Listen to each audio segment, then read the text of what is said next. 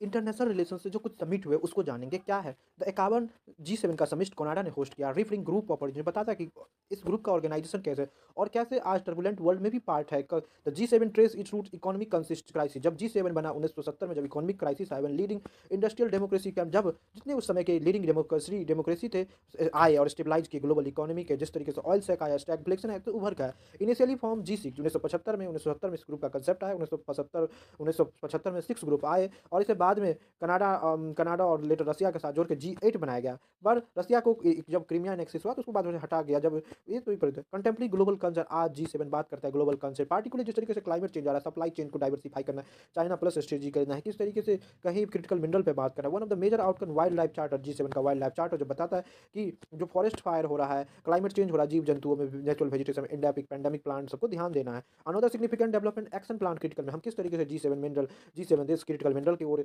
explore करे उसको invest करे उसके सप्लाई चेन में क्योंकि क्रिटिकल मिनरल आज जिस तरीके से digital economy critical mineral heart है कि डिजिटल इकोनॉमी का फोकसिंग करेगा सप्लाई चेन मिनरल एसेंशियल पे रिन्यूएबल एनर्जी पे वो फोकस कर रहा है रिन्यूएबल टेक्नोलॉजी पे इलेक्ट्रिकल व्हीकल पे advancement in increasing defined competition जिस तरीके से आज डिफिनिट कंपटीशन है सुप्रीमेसी है ये बहुत बड़ा चैलेंज है parallel to the development global environmental governance उसने बात किया global environmental governance United Nation ocean conference पे बात किया है जो होस्ट किया है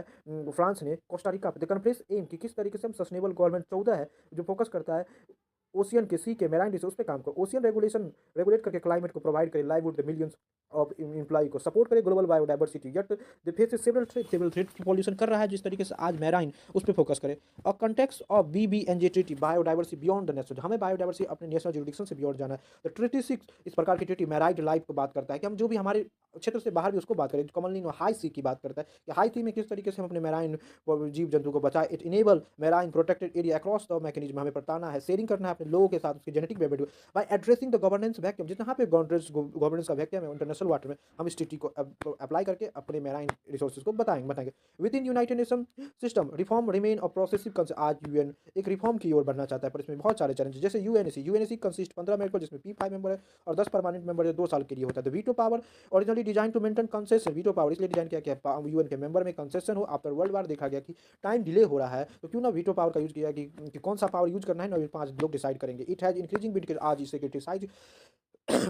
के लिए यूज हो रहा है जिस तरीके से सीरिया यूक्रेन वार चल रहे हैं many country argue the council company no council आज कोई रिफ्लेक्ट नहीं पर कंट्री जियोपॉलिटिकल रिलेटिव आज कहता है कि हमें परमानेंट नॉन परमानेंट मेंबर में रिफॉर्म होना चाहिए कि किस तरीके से यूएन को स्ट्रेंथ किया जाए क्योंकि यूएन का रिलेवेंस होना जरूरी है कैसे काम करके कैसे P6 मेंबर को बनाया जाए P8 का मेंबर बनाया जाए ताकि हर एक देश का रिप्रेजेंटेटिव हो कि क्या ये मुद्दा लाना चाहिए या नहीं लाना चाहिए in this country United nation general more democratic United nation general से बहुत सारे डेमोक्रेटिक 193 मेंबर स्टेट्स है जिसके पास इक्वल वोट